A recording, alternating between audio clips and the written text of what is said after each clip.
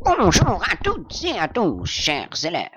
Aujourd'hui, dans ce cours, je vais vous apprendre la vérité sur l'huile de palme. Excusez-moi, il faut que je revoie mes calculs.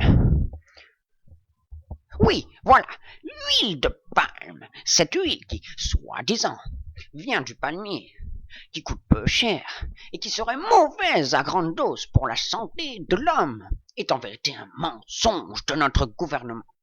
Et heureusement que le professeur Linson est là pour vous aider.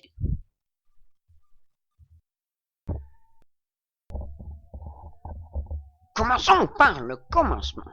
Il faut savoir qu'il y a plusieurs siècles, tous les lacs étaient infestés de canards. Mais pas les canards que nous connaissons de nos jours. Ces canards étaient dotés d'une intelligence toute particulière. Et à ce rythme-là, ils allaient surpasser les compétences intellectuelles humaines. Alors, les généraux de l'époque décidèrent d'enguirlander le peuple en organisant les premières chasses aux canards. Et, en même pas une année, les canards disparurent de la surface de la terre.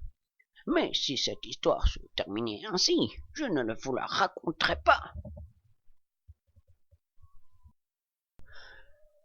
Car quelque part, ou je ne sais où, une poignée de volatiles avait survécu à ce que l'on pouvait appeler un génocide.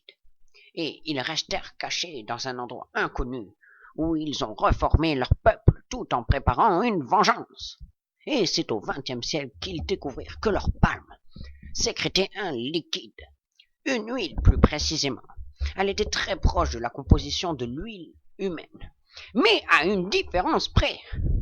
À long terme, elle tuait les humains. Et c'est en 1870 que l'huile de palme avait commencé à prendre une place sur le marché. Mais pour être sûr que les humains la consommeront, ils la vendèrent à des prix défiant toute concurrence sur le marché. Mais le gouvernement n'était pas dupe. Ils comprirent tout de suite que c'était la revanche des fameux canards. Alors des procès envers cette huile fut lancé pour l'interdire formellement, mais en vain, car le consommateur cherche toujours le produit le moins cher, et il y aura toujours des fabricants de mauvaises intentions.